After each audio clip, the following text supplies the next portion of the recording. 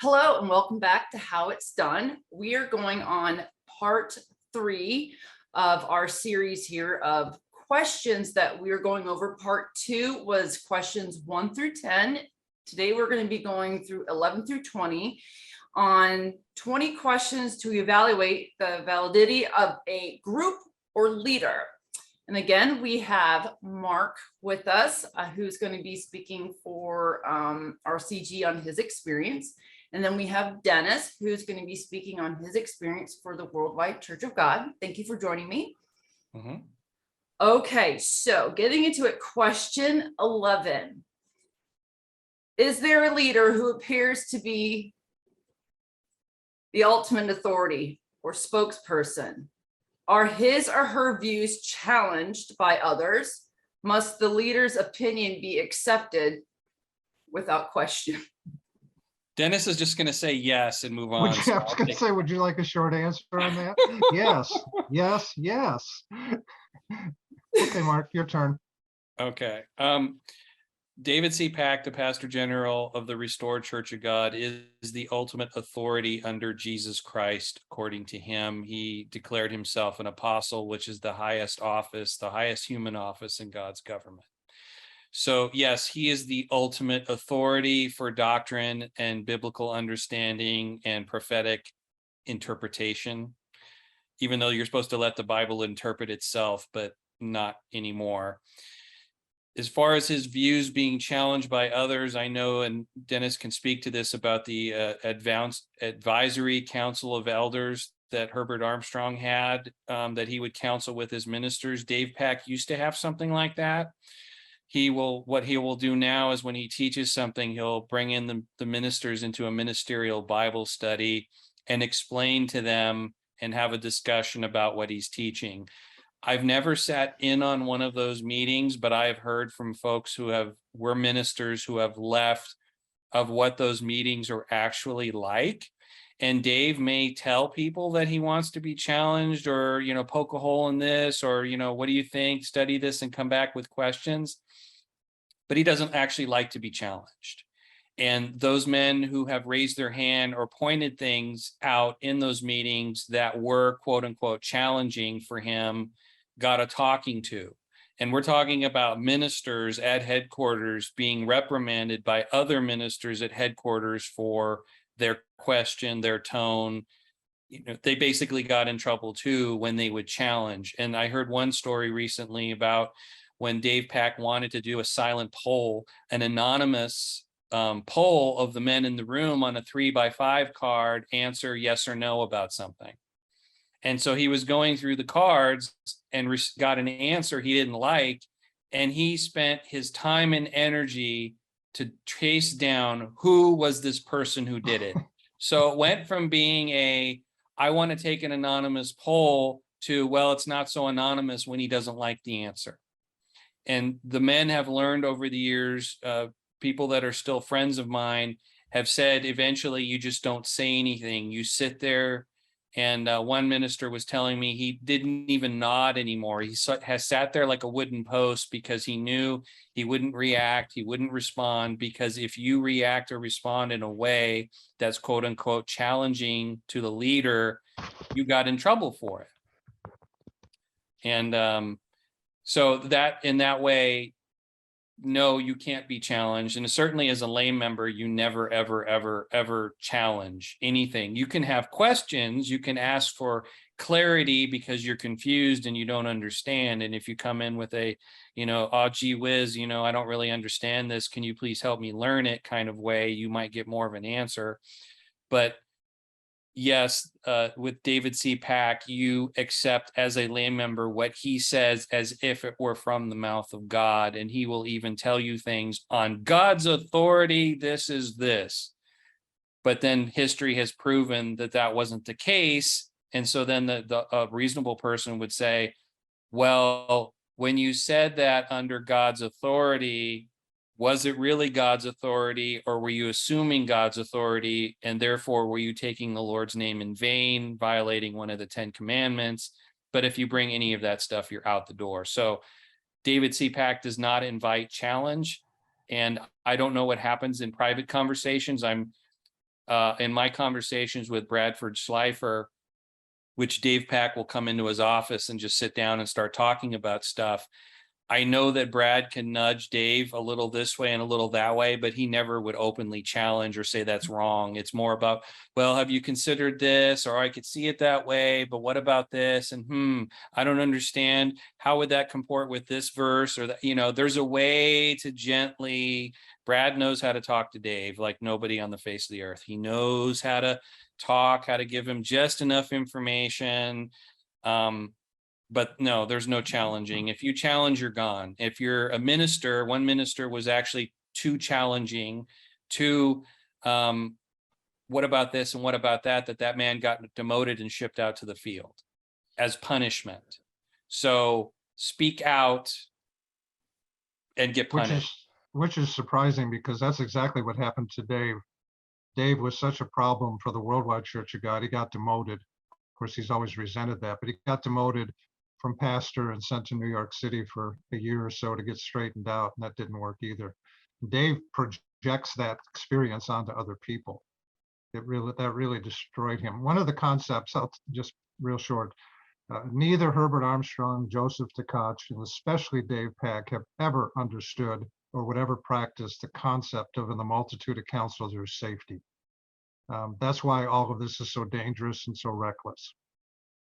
They don't take advice, they don't listen, they never have, and they never will. So I think the course is set.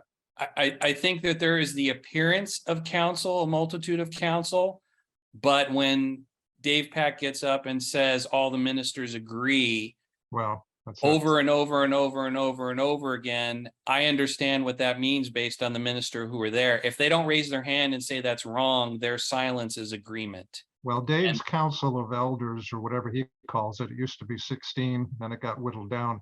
But outside of Restored Church of God, among those who follow Dave's antics, those men are considered lackeys, yes men. They should be ashamed of themselves.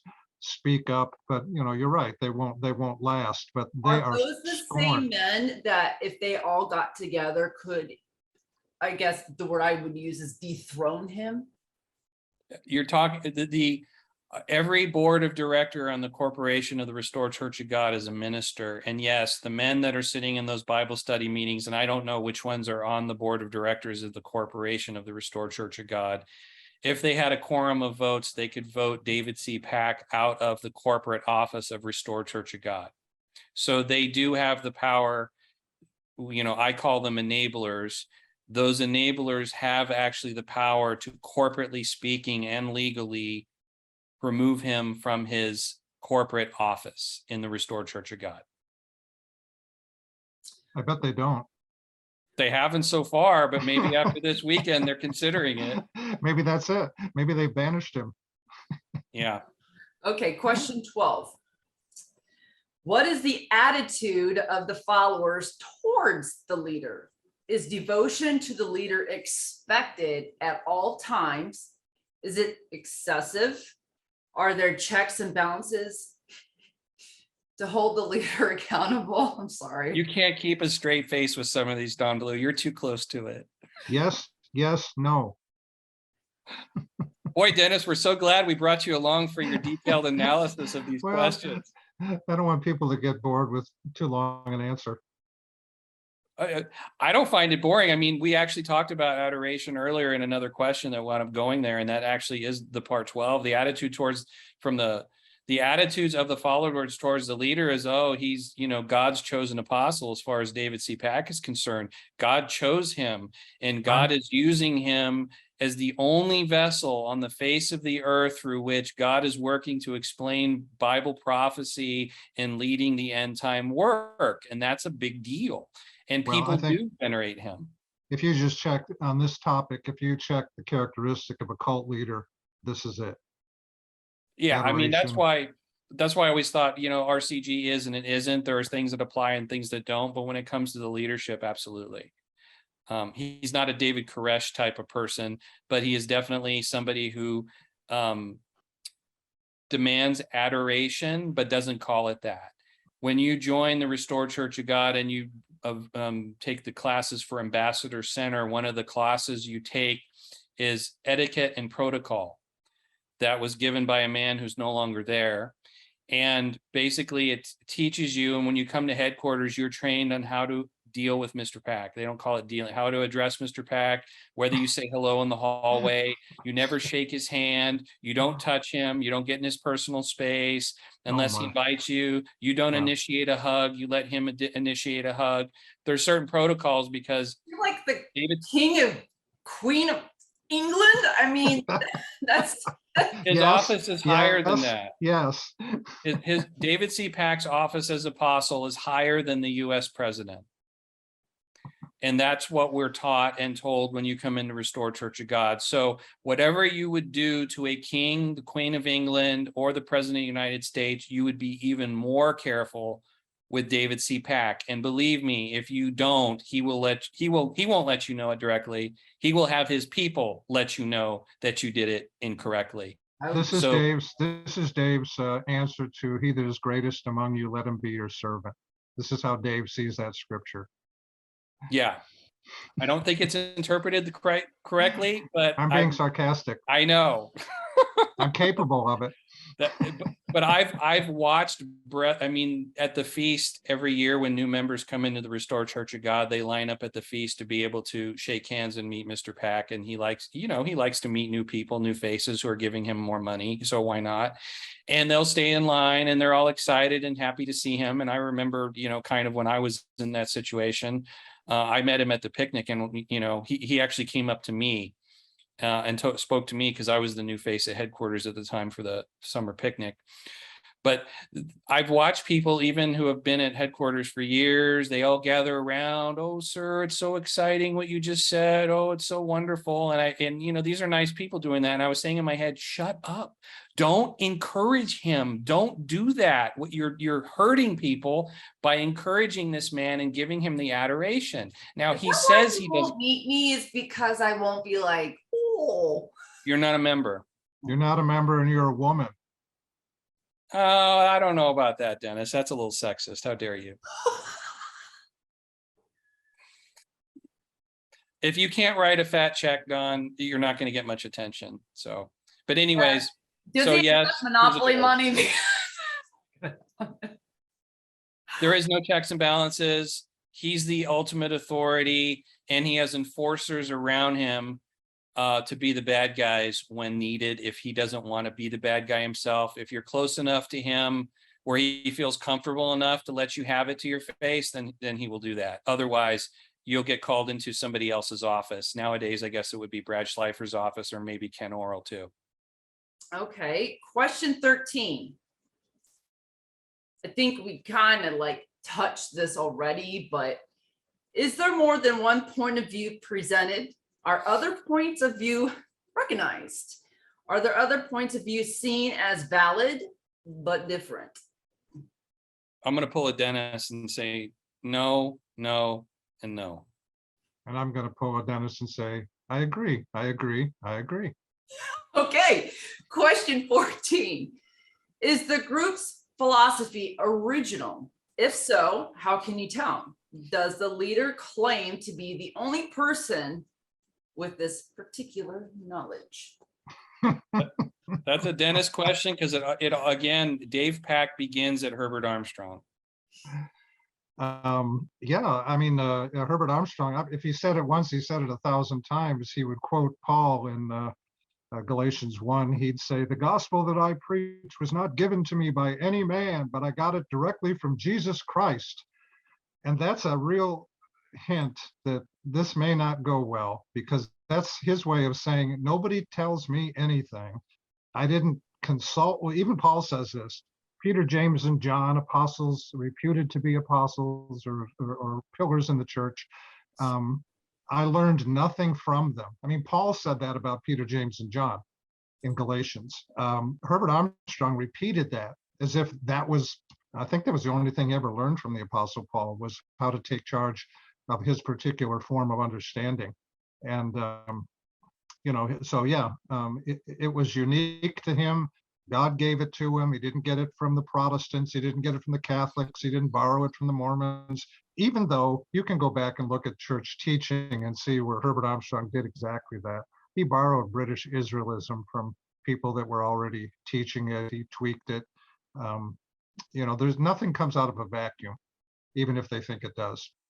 Everybody borrows something from somebody. So yeah, that's my experience. But that scripture, I've heard that so many times.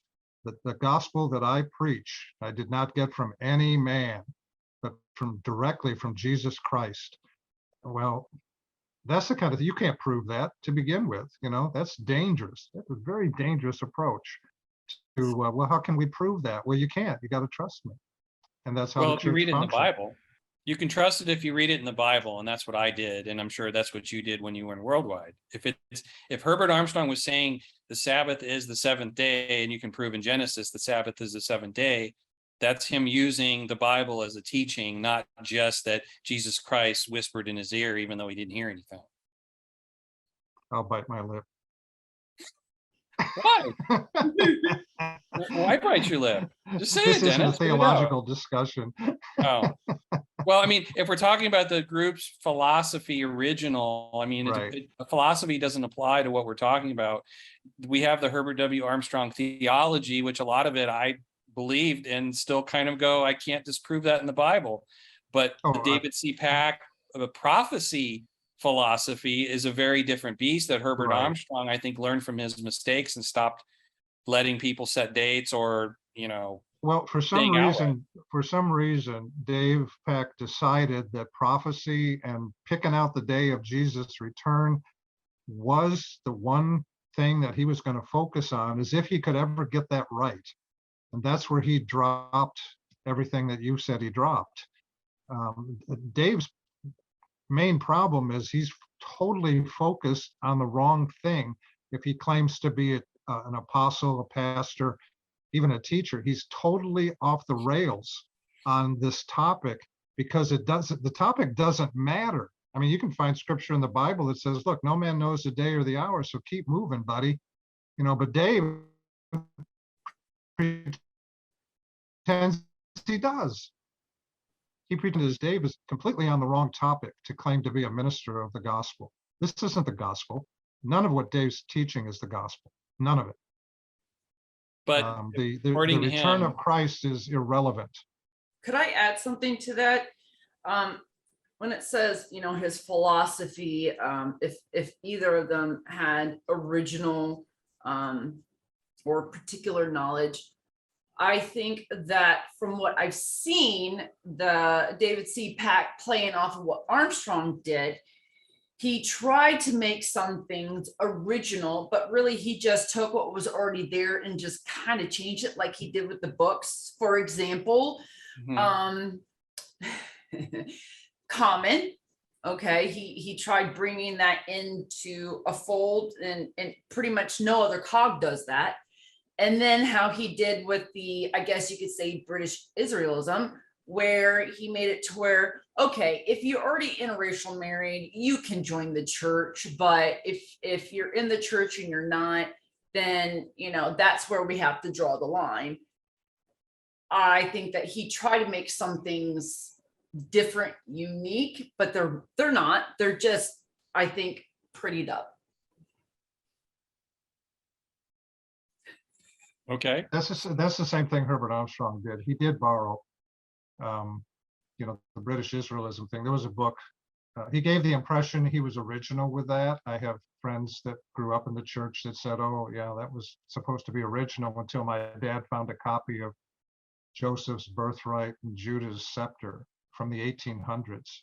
And that's the same thing. In the 1800s, it was very popular to believe that the Native Americans, who were too stupid to build the mounds in Ohio, had the mounds in Ohio had to be built by the survivors of the 10 lost tribes. That was very common belief in the 1800s.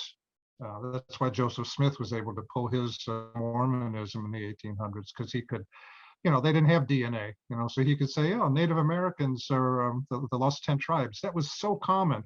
And that book of Joseph's Scepter and Judah's something or other was around a long time, and Herbert Armstrong got a hold of it, and then he updated it to his time, and that became part of the doctrine of the church. And again, it was one I never talked about, I never preached. I didn't think it was important. You don't see it in the New Testament. It doesn't matter.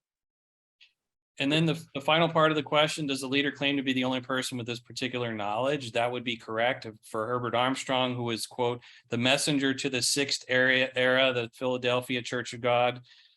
And then David C. Pack is now the seventh messenger to Laodicea.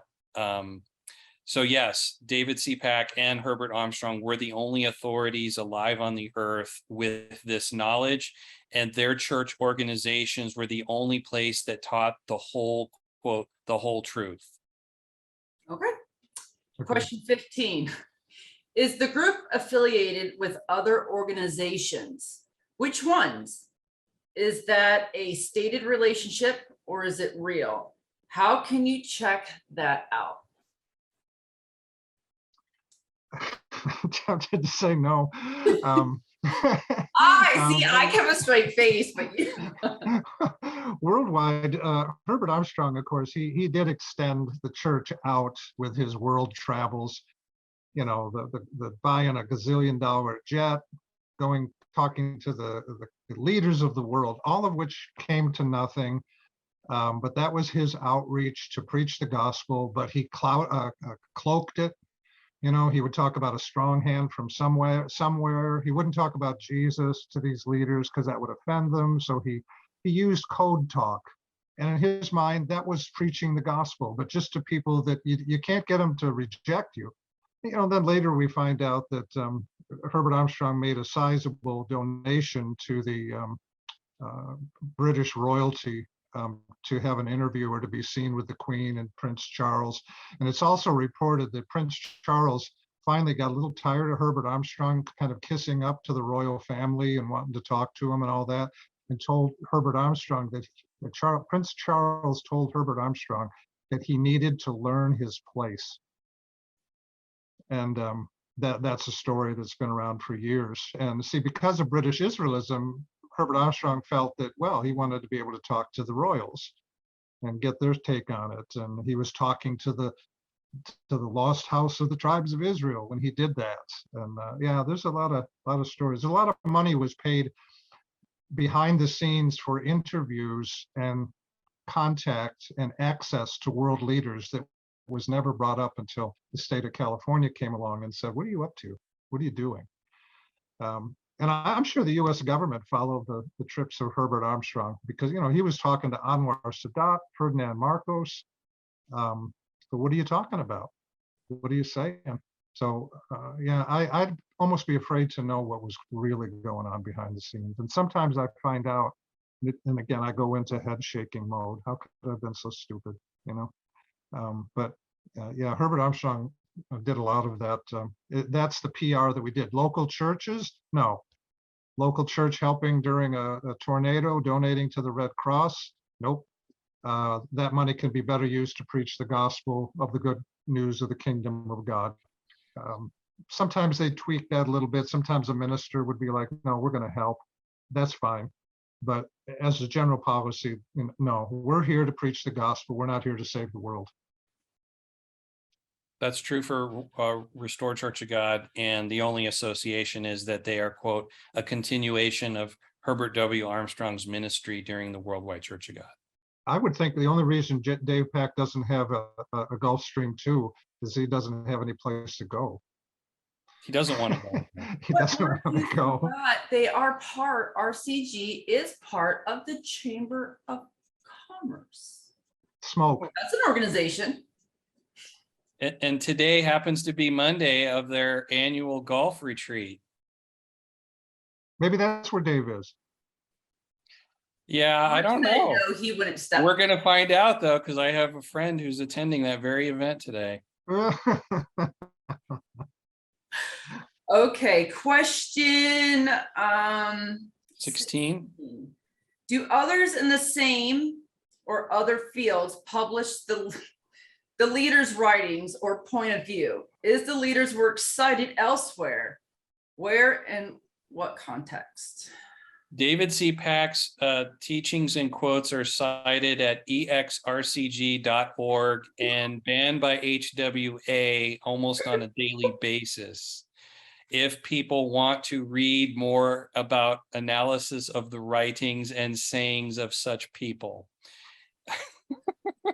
That's the only place they're cited. Is that on the outside, there's really nobody who cites Armstrong or 𝗪𝗠𝗂𝗃 as in, say, other churches or government entities or private groups. There are all the COGs do it. All the splinter plenty groups. of websites that talk. I don't want to say complete bashing, but they talk, they debate. A lot of Worldwide Church of God, Restored Church of God, the other COGs. Mark's site in particular is specifically the Restored Church of God, and I would say it is a valid timeline of everything that has happened and going on. So yes, his actual works are cited there. It's not being made up. Most of these other sites, yes, they will show the specific information that was, you know, per the word of Armstrong or whichever leader at that time. But I think as in to go into a library and to read the history on something because it was cited somewhere, yeah, no. No, that's true. I mean, the churches will talk among themselves, but outside of the church, nobody quotes Herbert Armstrong. Nobody has ever in the history of the church said, you know, I mean, these are peer review type things, but nobody's ever said, wow, we never knew that. Thank you. Nobody's ever said that. All they quote is what they want to quote to show how it isn't accurate. But Okay, nobody publishes anything by either one of them. Philadelphia Church of God bought the rights to the Worldwide Church of God library, and so they will continue to publish and quote and use it for their own internal teachings.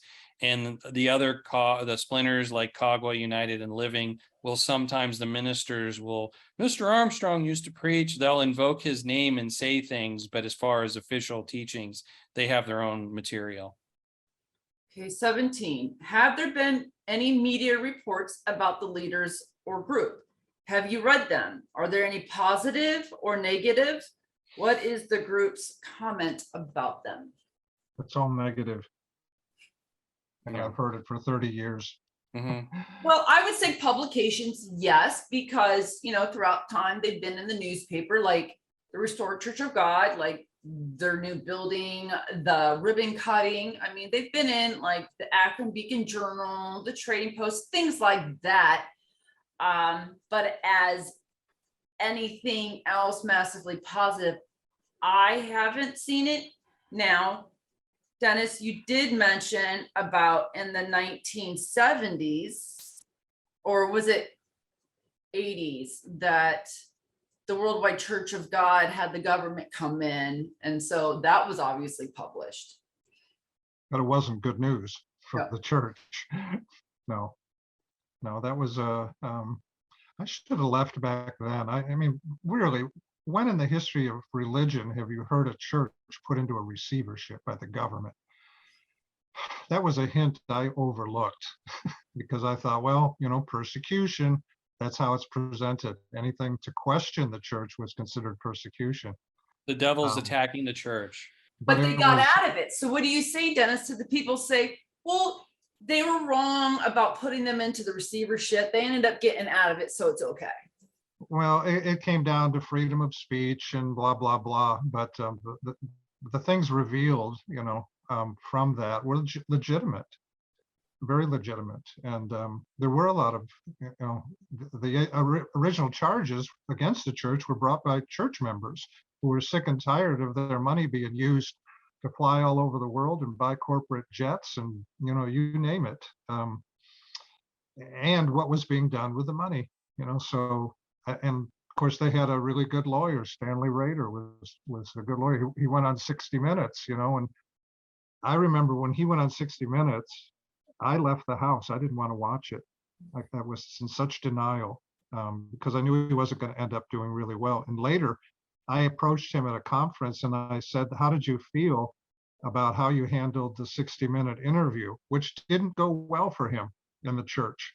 And he said, I really never care about the outcome. I only I want them to be sure they spell my name right, which is a classic comment of a narcissist. You know, he said, I just care if you spell I don't care what you say about me. He said, I only care that you spell my name correctly. And that kind of ranked right up there with when I asked Gerald Waterhouse what he would do when Herbert Armstrong would die. And he said, I'll believe it after 3 days and 3 nights. That's when I realized I was in trouble. Well, there also was the, forgive me for getting the name. There was also that, I guess you could say, documentary that came out of the members talking about the destruction, I guess, of worldwide. Called to Be Free. Is that what it's called? Called to Be Free. The one, you know, that documentary, Dennis.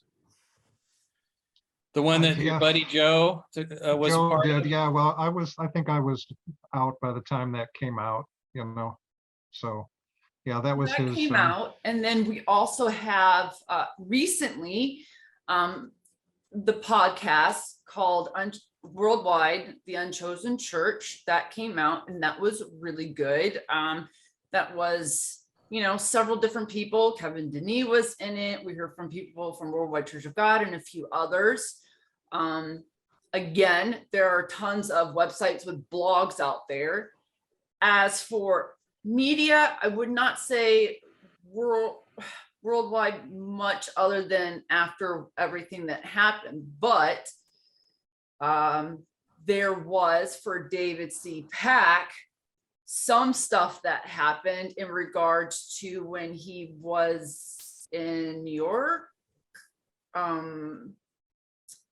The people that died, the woman that killed her daughter type thing, that was in the news. And then I guess you could say Facebook, you know. That's not media. Facebook is not media. And but it's out there. But it's out there. Well, yeah, I mean, that question, if it's about like on the internet, is a very different story than the media. The Akron Beacon Journal doing its series of rah-rah articles about Restored Church of God, because it was a big deal for the city of Wadsworth that this little church wants to come in and spend, you know, $1 million to buy some land and then however many more millions to build buildings on top of it. That was big news for the time, and that's a legitimate news thing. They just haven't done any follow-up. One thing that was interesting to me, right when Dave started building the campus, and however many years ago it was, I sent the Akron Beacon Journal, the clarion call, and all his quotes and all of that to the religious editor, who was praising Dave, you know, I mean, I saw all that. I said, well, here's the other side of that coin. You're going to have to be careful. I would be very careful because the future hasn't unfolded yet. I do find it interesting, though, that the Akron Beacon Journal, Medina County Gazette, Plain Dealer, the Post, you know, they can come out with the stories of the ribbon cuttings, the breaking ground, things like that. But for everything else that has gone on that, I guess you could say is negative, they haven't even written about. But yet, you know, they can write about crime and other things else going on out there. But to investigate, like a lot of the citizens wanted, I fault them for that. And one of the editors, one of the high up editors of the Akron Beacon Journal, was a fellow that was in the Worldwide Church of God, was in my church in Findlay, Ohio. Oh, and he, I can't remember the position. He was an editor. So he was that would be biased. That's maybe why one of the reasons. I don't know. I don't know his relationship or what his topic was. This was a long time ago, but you know, I know his name, and I don't even know if he's still there. But he had risen to that particular position in the Akron Beacon Journal. And you're right. They never said a disparaging word about Restored, and they haven't to this day. They haven't even looked at it, and they never responded to anything I sent them 10 years ago on warning them, which is why we're here today. It came to pass. They would not report. Well, first of all, the Restored Church of God, to my knowledge, to this day is not doing anything illegal. And so if it's about some doctrine or something they're doing legally within the church, As one of my friends would say, it's like one leprechaun doesn't like the way the other leprechaun is interpreting the book of Leprechaun. So therefore, why would the newspaper, I mean, I'm defending them, why would the newspaper care what David C. Pack is saying about the return of Jesus Christ, because they don't want to get involved in religious matters?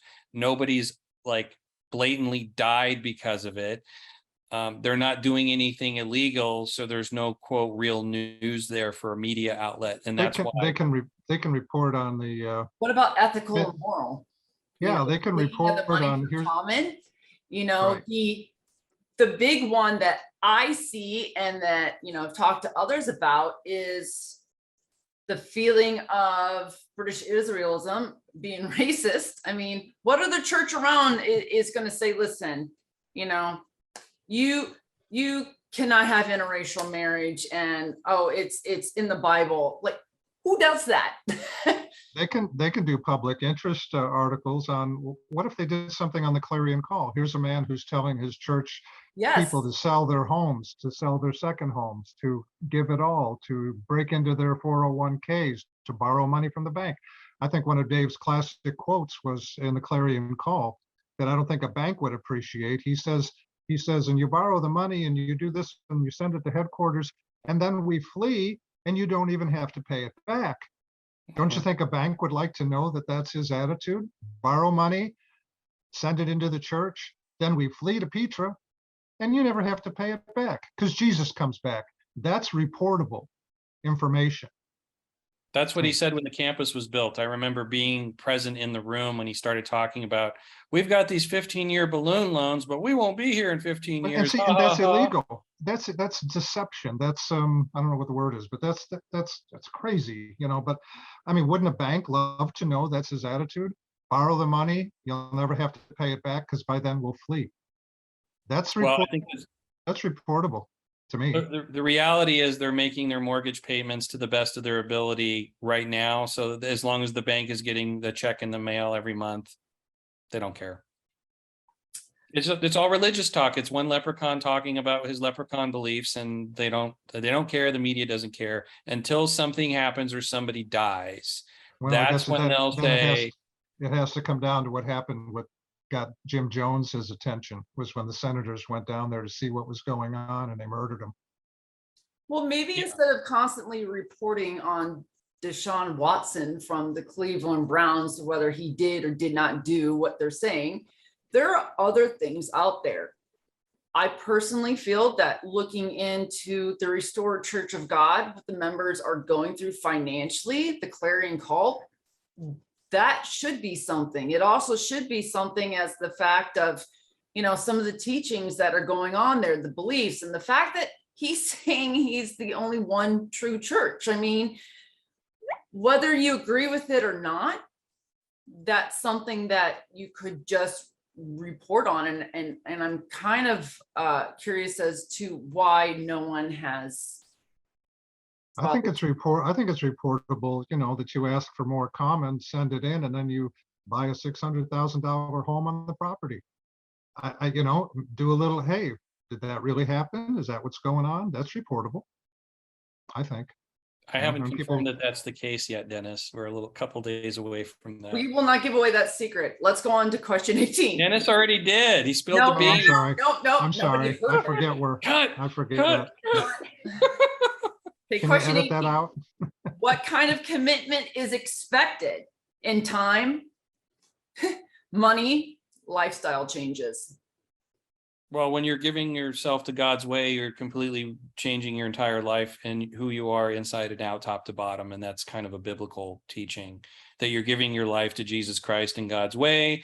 You give up sin, you cut sin out of your life, you reevaluate, you spend your time and money in more productive manners that help promotes God's way and God's church. So it's every religion expects a commitment of time, money, and life changes. So that question is so broad, it applies to Muslims and Mormons and Catholics. So it's not unique to Worldwide Church of God or David C. Pack, except for the money part, which even if Herbert Armstrong had imagined common in his tenure, they would have been like the Catholic Church. I mean, with 100,000 members and then giving their common at the time. I mean, Herbert could have had a whole airport, a worldwide Church of God airport with the airplanes that he could have afforded back in the day. And that's the only reason. Happened. What? That would have, I don't think that teaching would have ever been accepted. I don't think he could have, I don't think it would have worked. Why? I don't think he had that kind of, the church didn't have that kind of perspective about time being that short. You see, when you look at the book of Acts, the only reason they had common was because Jesus was about to return. It was never meant to be permanent, ever. And once more educated and wealthy people came into the church who said, no, I'm not going to give that. That costs that, and Jesus didn't return in the first century. That keeping of common faded, and you never heard of it again, ever. It was never meant to be a permanent church policy. It was only meant because Jesus was coming just around the corner, which may be why Dave gets away with that, because Jesus is always just coming around the corner. But the teaching of common was never meant to be a church policy. For this is how we do it in the church. It was a short-lived phenomenon that crashed when more wealthy Greeks or whatever came into the church and simply, I'm sure, said, no, I'm sorry, I'm not doing that. It died a natural death, because you don't see it in the church after that point. I always took Anyway. those passages about common, because that's there. They had all things common. It was to help establish the church that was brand new on Pentecost. Yeah, but mainly, but mainly because money time to was start. short. Time was short. But they needed money to start and get things going, is how I see it. But that's not what 𝗪𝗃𝗃 is doing now. Now it's a just continuation of send in all your money, but now your eternal life is at stake if you don't obey it. This is a command of God. It's like keeping the Sabbath. It's just as clear. But he's using it to build the campus, maintain the campus, buy houses, and maintain all of that, not to preach the gospel of the kingdom of God, because who outside a small group of people know who 𝗪𝗏𝗃 is and where the Restored Church of God is? Do they see commercials, on TV? Do they see commercials in Facebook? Do they see anything that promotes the gospel of the kingdom of God? And the answer is no, because they're not, quote, doing the work with that money. So money in RCG is unique to everybody else. They're the only ones that expect you to sell all that you have, give it to the work, take out a bank loan if you want. That's okay. He said that's okay. But yeah, it's different in that way. And also is expected to believe that Armstrong and Pack, were the true one. Apostles. Yeah. And then on top of that, what lifestyle changes? I mean, well, with less money, your lifestyle changes, but particularly to this. The lifestyle change. Well, if you're accepting God's way, you don't smoke, you don't hang out with your drinking buddies on a Friday night, those kind of lifestyle changes. You give up the porn and stick with your wife. You don't beat your kids anymore, but you discipline them and show them God's. I mean, you don't get drunk. It's like there's actually a lot of positive things that happen when you start obeying God's way, and a lot of positive changes, even though those positive changes usually freak people out. I had that experience. People were more comfortable when I was, sleeping with girls and getting drunk and having a potty mouth. They were much more comfortable with that than me observing the Sabbath and wearing a tie. So it's like, it seems strange to other people, but that's, your whole life changes because God shows you that you don't know who he is, and you should not like who you were. And so your lifestyle change is based on just that premise. Well, you brought back a memory, Mark. In a sermon one time, there was some controversy about teenagers sleeping with each other. And in the service, I was addressing it, and I said, I don't mind as long as they're sleeping. That didn't go over real well. Spooning is okay as long as it's over and under the covers. One over, one under. Well, and lifestyle changes would be, they had dress codes and hair codes, especially for women. Okay. They also had, aside from the money, things that were expected of them to, I guess, say do, like you mentioned in the Restored Church of God, like, you know, how to address the Supreme David. Supreme Commander. Things like that, you know, and also I feel kind of negative about how, you know, you look out the outside world compared to Devil's world. Yeah. The Satan's world, the devil's world, you don't want any part of it. The inside the church is the kingdom of God in embryo. You're, you know, trying to have a kingdom environment. That's what the campus was. The campus is supposed to be a millennial environment. I mean, it's very beauuful. Well maintained. Don't forget the feast. Don't forget the feast. Oh yeah, spend every last money you can on things you can't afford. Right. Second tithe, you save, and then send the rest in. Send the rest in. Yep. Send in your excess second tithe. Well, that's a whole nother discussion, but yeah, your life is going to change, Don, when you give yourself to God's way, regardless of what church you're in. Some churches like United and 𝗏𝗏𝗀𝗏 are a little more loosey-goosey with their standards, because when I was in United, I was shaving my head at the time, and I was not uncomfortable to show my tattoo. But Restored, it's like, oh, you got to cover that up and you can't shave your head anymore. And there's different standards for appearance, because you want to avoid the appearance of evil. And even if you did or did something that could look like, if I had my car parked out in front of a girl's house, let's say a married woman and her husband wasn't home, oh, don't do that, because it has the appearance that your car is in front of her house. So those kind of things you have to look out for.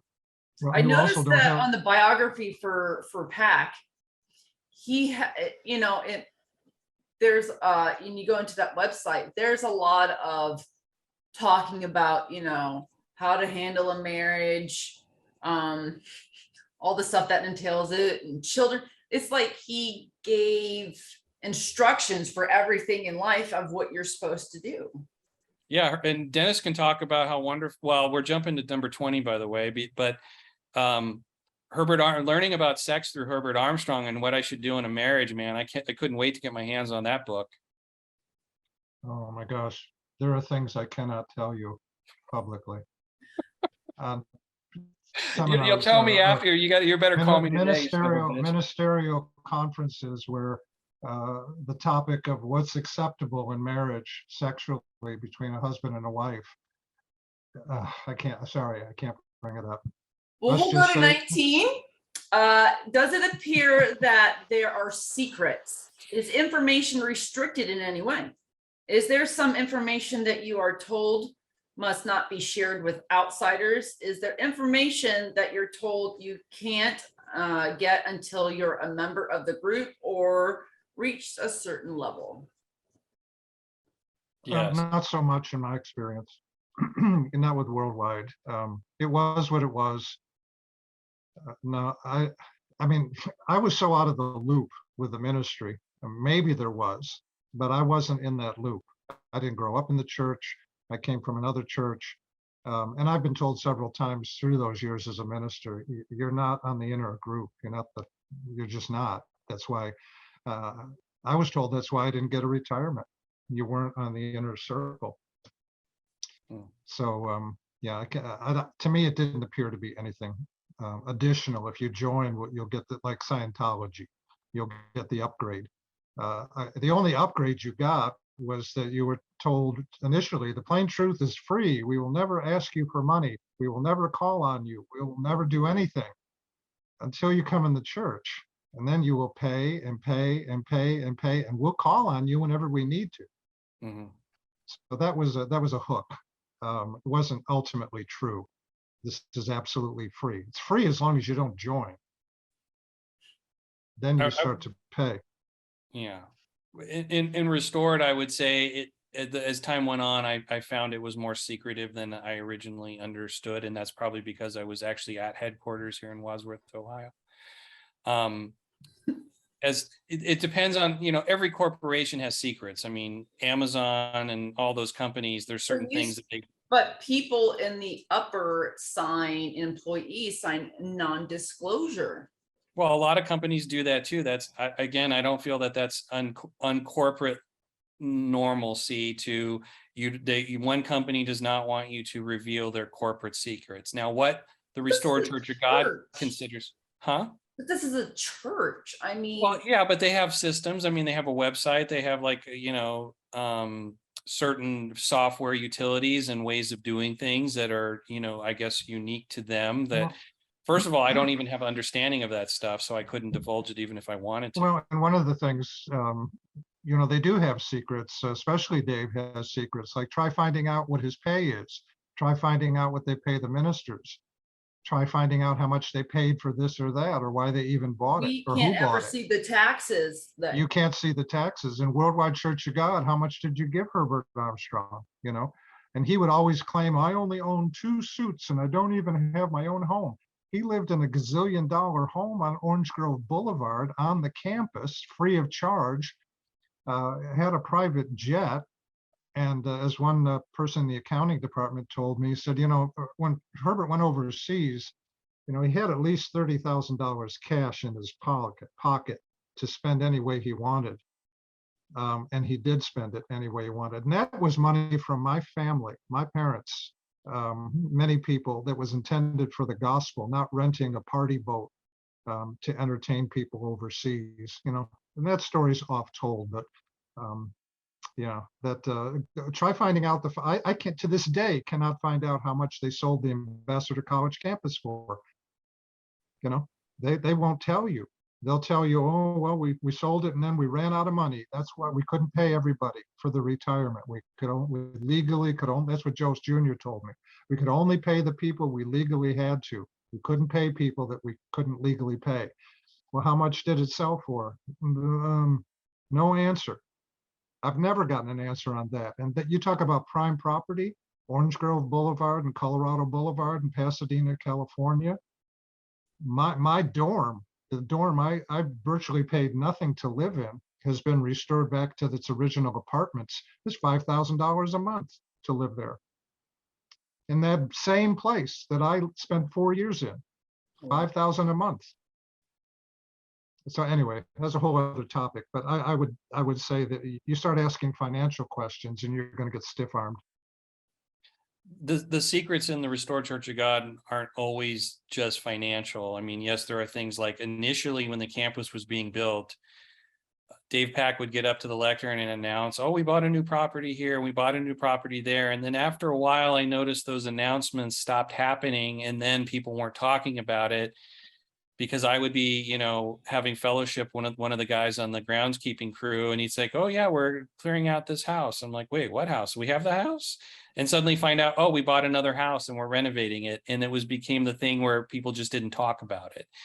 And when Dave Pack contracted COVID-19 at the Feast of Tabernacles, Brad Schleifer gets up in front of the group and tells the whole church, Mr. and Mrs. Pack are fine, but what he didn't say is they don't have COVID. And I saw that as deception, but that's also keeping a secret because, maybe Dave himself wanted to be the one to announce it and frame it in some biblical context, which is what he did. But every corporation has secrets, so the Restored Church of God is no different. It's just when a minister suddenly leaves, you're sold.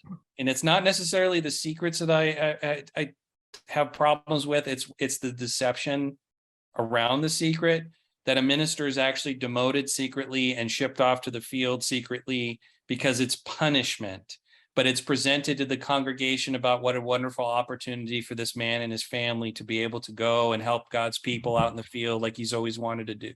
It's secrets that hide things that are unfavorable, and thus they then use deception and wordplay and sleight of hand and movie magic in order to make you think one thing when reality is something else. And I think that's the danger and the despicable part about secrets. Well, there's one that I consider, but I want to be respectful how I say it because I don't want the people to feel badgered.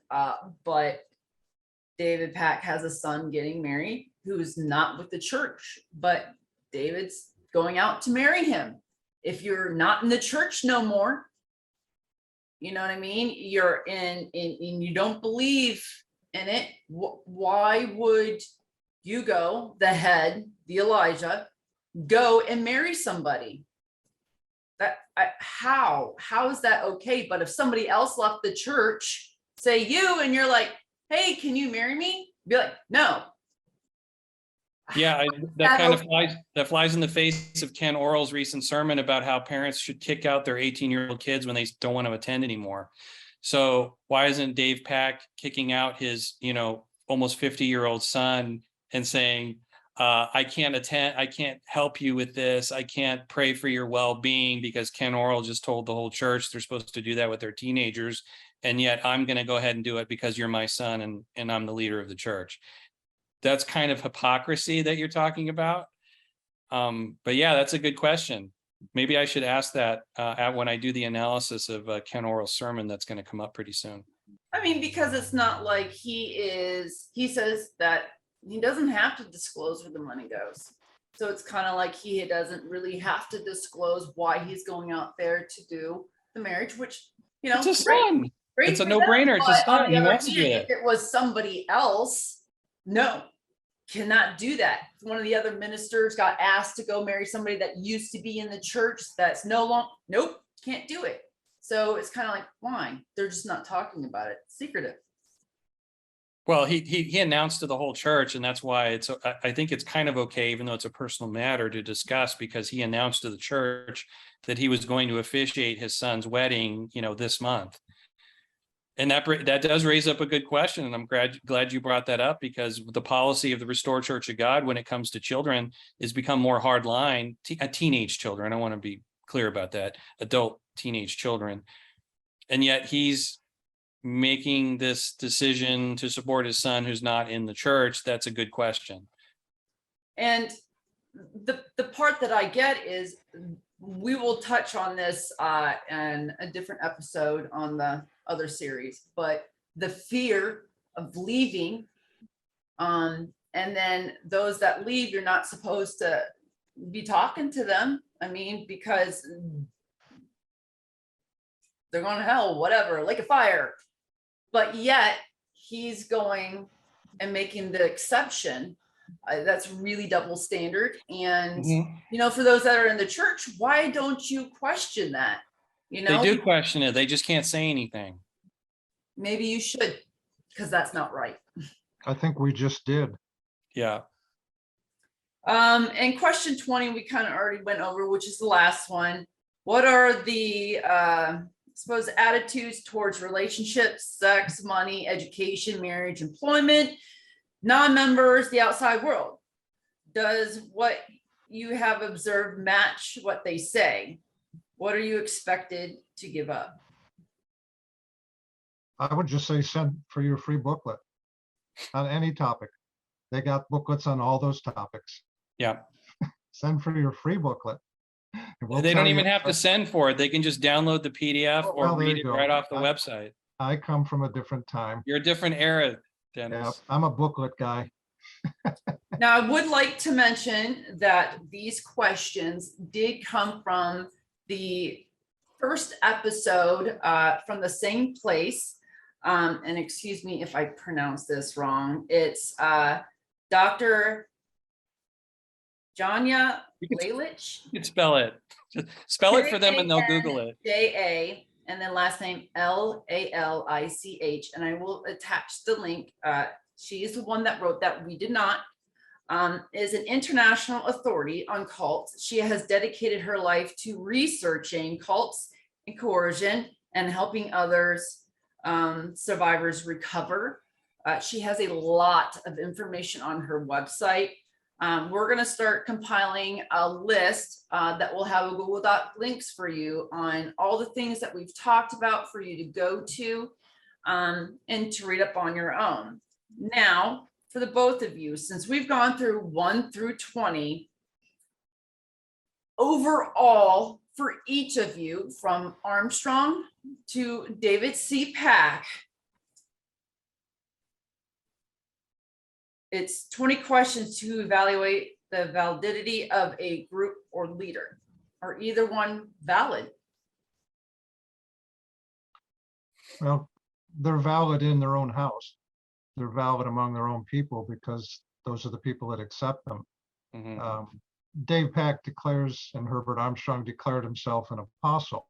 That works in the church. That didn't work in the world outside the church. Nobody considered him an apostle. Christianity never considered Herbert Armstrong even a minister, frankly.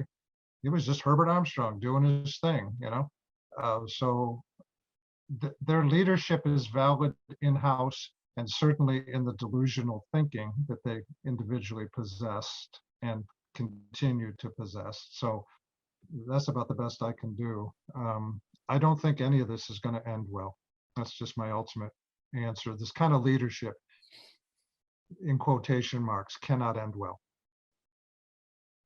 I follow a lot of Dr. Jordan Peterson, his talks. He does a lot of different lectures, and I find him very fascinating.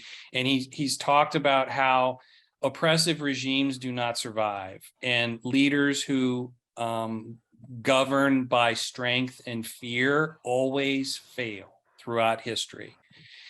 And I think when a leader of a group or a church is overly authoritarian, is proven to be false by what the Bible says, the very book they proclaim to uphold, that their downfall is inevitable. And so I had to determine that David C. Pack of the Restored Church of God is not a, quote, valid leader, meaning he does not have God's authority. He may have had God's authority at one point, but he certainly doesn't have it today. And I've been putting my eternal life at stake by putting my money where my mouth is, so to speak, with that, by speaking out publicly against him and showing everybody what he says, and now even also openly challenging him that when he says Jesus Christ is going to return on Thursday and maybe Sunday, I say absolutely Jesus Christ will not return on Thursday and Sunday. And then on Monday morning, which one of us was true? And I do all that only to prove the point of, if he was valid in God's eyes, things would be very different today, and they're not. And that's the point. So in conclusion, you can come to your own feelings in regards to the Restored Church of God, the Restored Church of God. You know, we are just going over this to kind of give more information out there. I would really recommend that you check out our folder that we have with all the information that we are compiling to put in it. The next one that we are looking to do is basically recovering from occult experiences, how to resolve the after effects. Basically in regards to those that leave these type of groups, the aftermath that they go through, and the things that they have done to help them recover. Besides just talking about it, we want to be able to provide you with links and resources to go. Everybody recovers in their own way. Mark has done a website, a lot of blogging. I think it's done a lot of good for people, but that took him a year, you know. And Dennis, you know, it took him some time, and we've talked to other former members, and, you know, some have never talked. Talked to one that was completely upset and going every direction with us, and it's because she held it in for so long. So we want to be able to provide people, and those that are still in the Restored Church of God or other COGs, information to read up on, and places that you can go to receive help and to help navigate, because the outside world is not what you're being told. And we want you to be able to have these resources. They're very important. And again, if you have any questions, please feel free to reach out to us. Mark and Dennis have, you know, talked to many people that have reached out to us, and we're always looking forward to talking to you. Thank you guys for this. I know it was long, but we got through it. And I think a lot of more information has come out about the workings of this. I believe the other COGs operate on a same level, except for when it comes to specific things for like common and that. If you guys have any questions, again, please contact us. Thank you for your time. Until next time.